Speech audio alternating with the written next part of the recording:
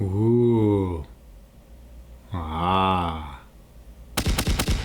Hello everybody, welcome back to the studio. So the last few videos I've been focusing on my new laser. The first one was an unboxing, second one was my initial thoughts on it, and this one I'm actually going to be talking about how I'm actually using it in my leatherwork. The first project I ended up doing with it was just a few days ago, and I made this little leather coin.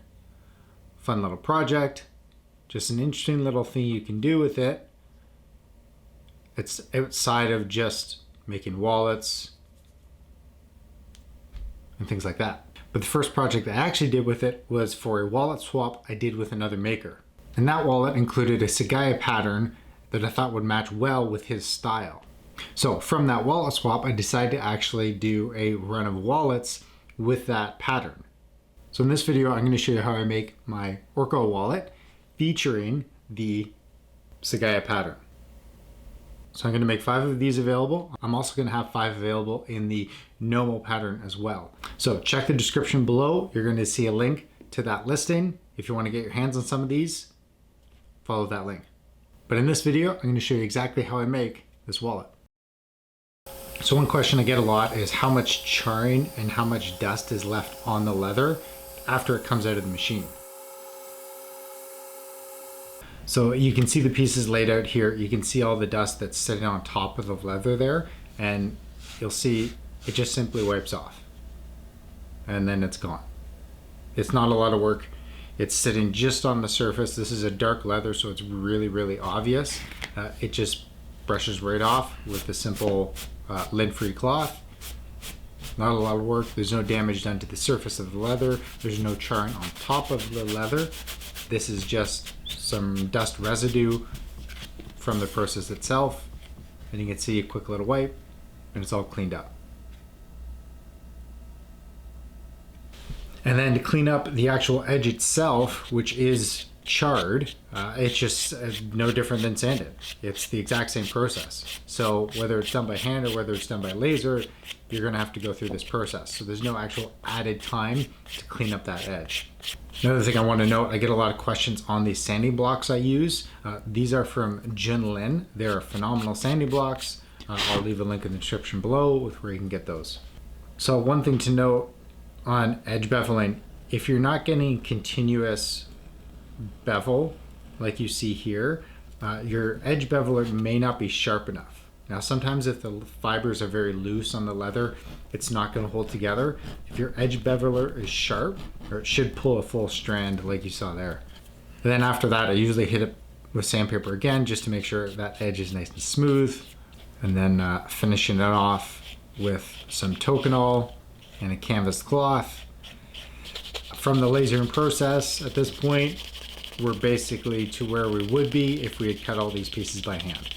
So the extra steps involved after a piece comes out of a laser for me has been very little. So after the pocket tops are all pre-finished and ready to go, I'm going to lay my pieces down to the main piece and mark the top of that pocket so I know where to rough up the leather in preparation for the glue. Now you can see that little positioning square I use. That's a really handy tool to have to quickly and effectively lay pieces in orientation. You can see that little tool called a leather rougher. There's a link in the description if you want to get one of those. That's a kind of a handy tool to have just for roughing up that leather. You can do the same thing with sandpaper. You don't need a fancy tool. This one's just kind of handy because it's always there. I don't have to search for any paper. That one's just kind of always ready to go. So you can see that all roughed up, ready for glue. And then this is one of those little glue applicators I like using. This is that needle tip one, which I really like. It's really nice and precise with adding the glue. And then I just use the end there to spread out that glue to make sure it's nice and even. If you have your glue spread out evenly, it's actually going to tack up a bit faster than if it isn't smoothed out. So I like doing this, especially with this Aqualim. I find it really helps to make sure that glue is spread out evenly. So again, I got that positioning square, lay my pieces down to get everything lined up properly. Now one thing I like to do as well is get that positioning square out of the way and then actually look down the edge to make sure it's lined up properly so that the front or the back isn't overlapping and that the sides are square. Sometimes if it's off, even by 0.5 millimeter, that's a huge amount of material to remove after the fact. So it's good to come in after the fact and actually just look at the edge to make sure everything's lined up properly and not trust in your square 100%. The other thing I wanted to try was the this double punch technique. And that's where you punch from either side of the wallet so that your punching holes are clean on both sides. Now, I've never actually used this technique before. I know a lot of other crafters that do it, and the result seems to be very, very clean stitching holes.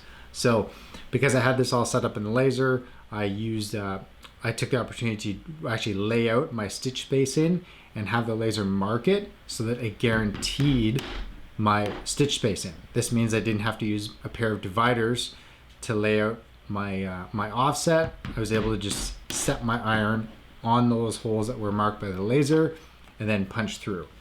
Since I did this on the laser, it guaranteed, actually you can see it there, you can see those marks. So because I did this on both sides, I knew it was going to be lined up because both sides were identical off of the laser. If there's a consistent mistake that I make, it's laying out my pricking holes. For some reason, I always end up being off by 0.5 mil or so here or there, and you really notice it in the corners. So having the laser to lay that out actually removes quite a bit of stress and mistakes for me, which is nice to have to get more consistent, guaranteed results. So with both sides all punched out, I'm going to go ahead and pre-finish the tops of each side. I find this easier to do now than after the fact once everything's glued up. So this process is the same. I'm just cleaning up some of that charring that occurred on the edge from when it was cut out. This is something I have to do anyways, so this actually doesn't add any extra time. I have got a lot of questions regarding the smell from the charring. For me, I don't find the smell that bad. You can see the dust there that I wipe off of the bench.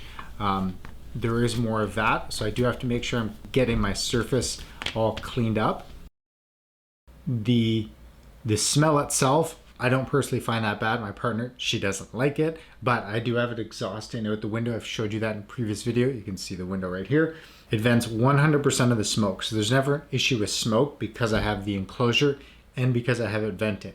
But you can't entirely remove the smell because this isn't fully enclosed. And once I open the lid, any excess smell that is coming off the leather is gonna come into the room, but I don't think it's that bad. The smell from the actual piece is almost entirely gone, and this is 24 hours later. Once you sand off that charring, the vast majority of the smell is gone. Any residual smell that's on the leather, I just will leave out. If the window is able to be open, it's not too hot, not too cold, whatever your climate may be, leave it by an open window. By the next day, I find it's entirely gone. When I did the run of Samuel's wallets, I let everything out here in front of this window open. 24 hours later, the smell was entirely gone. So for those wondering, yes, it does have a smell. I encourage you to get the full enclosure. If you're going to purchase an xTOOL, spend the money on the enclosure. It's absolutely worth it. It comes with the exhaust fan and the exhaust port. You just have to get it vented. 100% I'd recommend getting this to control the smoke and the smell. If you are interested in getting an xTOOL, I do have affiliate links below. So if you use one of those links, I get a small percentage. That helps to support the channel, and it doesn't cost you anything extra. Back to the build. So all the edge prep is done. I'm gonna glue my pieces together, making sure it's it's spread out nice and evenly. Wait for it to tack up a little bit.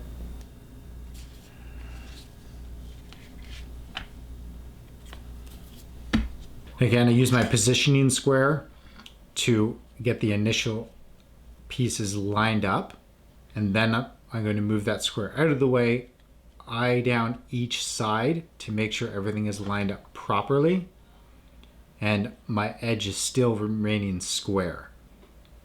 If you're off by 0.5 mil or so from the front pocket to the inner piece, and then you glue these pieces together, you can actually end up with a bit of a divot in the center if your exterior pockets aren't lined up perfectly with the inner pieces. So just if you're not using a trim allowance, which in this case I'm not, just make sure you spend some time really making sure those edges are nice and lined up, nice and square, so that you don't have to spend as much time sanding to get a nice clean edge. So then stitching on a double punch wallet. So my stitch holes are facing up and away from me. Stitching with a double stitch is the exact same process that you've seen me do in other videos, except I don't cast.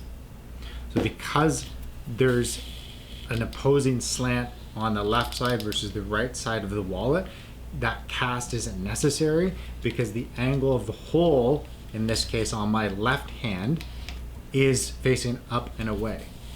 There's it facing up and towards me, which gives me that angle on both sides. So the only difference if you use the technique that I use is that there's no cast when you double punch a wallet. So you can see here, stitch holes are up and away. I'm already getting a nice slant. And then here, the stitch holes are up and towards me, pushing that thread up. So the double punch does remove the need for a cast. And of course, you want to hammer down those threads. I'm surprised how many people don't realize they need to do this. It's amazing what a difference this makes to your stitching. So there is the front side of the wallet. So that's the side that I was stitching from, that was on my right hand side. So you can see that stitching is nice and clean, everything is nice and consistent. And then here's what you would call the back side, which is indistinguishable from the front side of the wallet because I've done that double punch. Very cool technique. I wish I would have tried this sooner because the results are amazing. So stitching's done. It's just now finishing the edge. I've got a whole video about how to edge finish. This isn't anything too fancy. You just note here I am taking off all of that char. So if you look closely at that edge, you'll be able to see the difference of how light it is versus the side of the wallet. All I'm doing is sanding down until that edge is the exact same color. Once I know it's all the same color, then I know I've sanded down all of the layers evenly, and then I'm ready to go. One thing I'll note here, you'll see I'm working on my main work surface. Normally I don't edge bevel on here because I turn the wallet and not the edge beveler. But I was kind of working quickly here, so I didn't, I just put the wallet down and I don't move it. I rotate the edge bevel around the wallet. This prevents me from scratching the surface if there happens to be anything underneath the wallet. I'm pretty diligent about keeping the work surface clean, but one thing to note, you may want to get a nice surface when you're edge beveling. Work on top of that surface, like a glass reference surface. You can use this, put your wallet on top of that, and then you can rotate it around your surface. That way you don't have to worry about damaging your leather. So I went through one round at, I think it was 400 grit. The initial one's 400 grit, and then I bump up to 600, add some Tokonole, burnish that in, do a few rounds of Tokonole to get a nice, clean, crisp edge. And then after that Tokonole, if you want, you can add some wax to really bring up the polish on that edge. And then occasionally I'll hit the edge with a 1500 grit sandpaper before going to maybe wax. Sometimes, depending on the leather, I find this 1500 on the Tokonole really brings out a nice shine, kind of buffs out any little edges that may still be there. But I'll do another video on an updated edge finishing process. It's always evolving for me, so I'll do an updated video on that soon. Here's a little thing that I've recently started doing is getting one of these foam brushes and adding a nice heavy layer of Tokonole to that edge. I find when you really build up the Tokonole, it takes to polishing to a much higher gloss than just using that the dabber. So this is something you may want to try out in your next project. There's a nice heavy canvas at the end. To get a nice clean polished edge. So there it is. There is the finished piece. Pattern looks really nice. And you can see the stitching there. Nice and clean on both sides. And then the edge.